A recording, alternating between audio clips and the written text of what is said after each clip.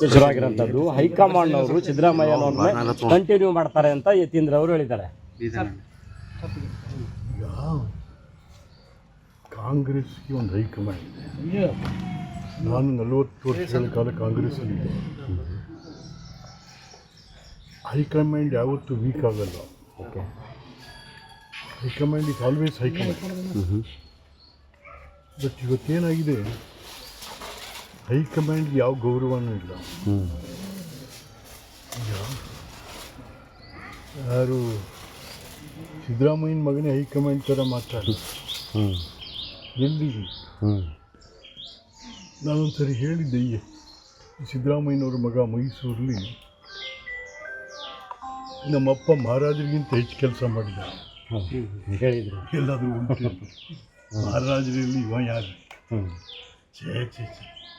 ಅದಕ್ಕೆ ನಾನು ಹೇಳಿದ್ದೆ, ರಾಜಕಾರಣದಲ್ಲಿ ಕೆಲವರು HMಗಳಿರ್ತಾರೆ, ಕೆಲವರು PMಗಳಿರ್ತಾರೆ. HM ಅಂದರೆ ಹುಚ್ಚು ಮುಂಡೇದು ಅಂತ, PM ಅಂದರೆ ಪೆದ್ ಮುಂಡೇದು ಅಂತ. ಅವೆರಡು ಸೇರ್ಕೊಂಡದೆ ಈ ಸಿದ್ದರಾಮಯ್ಯನ ಮಗನಿಗೆ ಅಂತ. ಹಂಗೆ ಥರ ಹುಚ್ಚು ಮುಂಡೆವು ಪೆದ್ ಮುಂಡೆವು ಥರ ಮಾತಾಡ್ತಾರೆ. ಇವತ್ತೇನಾಗಿದೆ, ರಾಜ್ಯದ ದುರಾದೃಷ್ಟ ಇವೆಲ್ಲ. ಜನತಂತ್ರ ವ್ಯವಸ್ಥೆಯಲ್ಲಿ ಜನಾದೇಶ ಪಡೆದಂಥ ಸರ್ಕಾರಗಳು ಜನಹಿತವನ್ನು ಮರೆತಾಗ ಏನಾಗುತ್ತೆ, ಅದು ಸರ್ಕಾರವಾಗಿ ಉಳಿಯಲ್ಲ. ಸರ್ಕಾರವಾಗಿ ಯಾರು ಗಂಭೀರವಾಗಿ ತಗೊಳ್ಳಲ್ಲ. ಅಂಥ ಸರ್ಕಾರಕ್ಕೆ ಯಾವುದೇ ಗೌರವ, ಮಾನ, ಮರ್ಯಾದೆ ಅನ್ನೋದು ಹೊಟ್ಟೋಗ್ಬಿಡ್ತಾರೆ. ಅದೆಲ್ಲವೂ ಕೂಡ ಸಿದ್ದರಾಮಯ್ಯ ಸರ್ಕಾರಕ್ಕೆ ಆಗಿದೆ. ಆಡಳಿತದ ಬಗ್ಗೆ ತಮಗೆ ಸ್ಯಾಟಿಸ್ಫ್ಯಾಕ್ಷನ್ ಇಲ್ಲ ಸರ್? ಇಲ್ಲ, ರಾಜ್ಯದ ನನಗೆ ಒಬ್ಬನಿಗಲ್ಲ, ಇಡೀ ರಾಜ್ಯದ ಜನರು ಇವತ್ತು ಈ ಸರ್ಕಾರದ ಆಡಳಿತದ ಬಗ್ಗೆ ಕಾರ್ಯಕ್ರಮಗಳು, ಎಂತೆಂಥ ಕಾರ್ಯಕ್ರಮಗಳಿದೆ. ನಾವು ಈ ಭಾಗದಲ್ಲಿ ಕಾರ್ಯಕ್ರಮ ಕೊಟ್ಟು ಮಕ್ಕಳಿಗೆ ಅನ್ನ ಕೊಟ್ಟು ಅಕ್ಷರ ಕೊಡು. ಇಲ್ಲಿ ಒಂದೊಂದು ತಾಲೂಕಿಗೆ ಸರ್ಕಾರಿ ಹೈಸ್ಕೂಲು 1-2 ಇತ್ತು, ಅದು 10 ಮಾಡು. ಇವತ್ತು ನೀವು ಬನ್ನಿ ನಮ್ಮ ಮೈಸೂರು ಕಡೆಗೆ, ಪೊಲೀಸವರು ಯಾವ ಊರಿನ, ನಾನು ರೀ ಗುಲ್ಬರ್ಗ ರೀ, ನಾನು ರೀ ರಾಯಚೂರು ರೀ ಅಂತ ಅಂದರೆ ಅವನಿಗೆ ಆ ಶಕ್ತಿ ನಾವು ಕೊಟ್ಟು, ಅಕ್ಷರದ ಶಕ್ತಿನ ಇಲ್ಲಿ ಕೊಟ್ಟು ಹೋಗ್ತೀವಿ. ಆರೋಗ್ಯ ಯಶಸ್ವಿನಿ ಮಾಡಿದೆ, ಕೋಆಪರೇಟಿವ್ ಮಿನಿಸ್ಟರ್. ಪುಣ್ಯಾತ್ಮ ಸಿದ್ದರಾಮಯ್ಯ CM ಆದ್ಮೇಲೆ ನಿಲ್ಲಿಸ್ತಾ ಇರ್ತ. ಇದೇನೆ ಇವ್ರು ಬಡವರಿಗೆ ಮಾಡೋ ಕೆಲಸ. ಯಾವ ದೇಶದಲ್ಲಿ, ಯಾವ ನಾಡಿನಲ್ಲಿ, ಯಾವ ರಾಜ್ಯ ಅಕ್ಷರ ಮತ್ತು ಆರೋಗ್ಯ, ಅದ್ರ ಬಗ್ಗೆ ಯಾವುದೇ ಸರ್ಕಾರಗಳು ಗಮನ ಕೊಡದೆ ಹೋದರೆ ಅದು ಸರ್ಕಾರವೂ ಆಗಲ್ಲ, ರಾಜ್ಯವೂ ಆಗಲ್ಲ. ಅಕ್ಷರ ಆರೋಗ್ಯ ಎರಡಿದ್ದರೆ ಅನ್ನ ಹುಟ್ಟುತ್ತೆ, ಅದ್ರ ಪಾಡು ಅನ್ನ ಹುಟ್ಟು.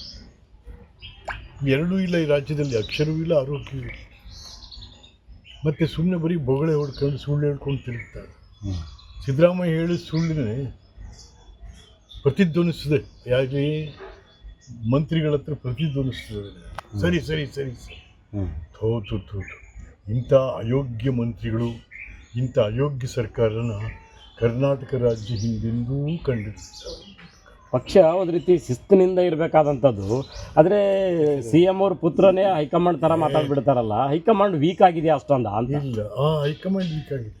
ಹೈಕಮಾಂಡ್ ಏನಾಗಿದೆ, ರಾಹುಲ್ ಗಾಂಧಿ ಅವ್ರಿಗೆಲ್ಲರಿಗೂ ಅವ್ರಿಗೇನೋ ಸಿದ್ದರಾಮಯ್ಯನ ಏನಾದರೂ ತೆಗೆದುಬಿಟ್ರೆ ಕಾಂಗ್ರೆಸ್ ಅವ್ರಿಗೆ ಎತ್ತಾಗೋಗುತ್ತೆ. ಕಾಂಗ್ರೆಸ್ ಎತ್ತಾಗೋಗುತ್ತೆ. ಕಾಂಗ್ರೆಸ್ ಏನೂ ಆಗಲ್ಲ, ಡ್ಯಾಮೇಜ್ ಆಗೋರು ನೀವು.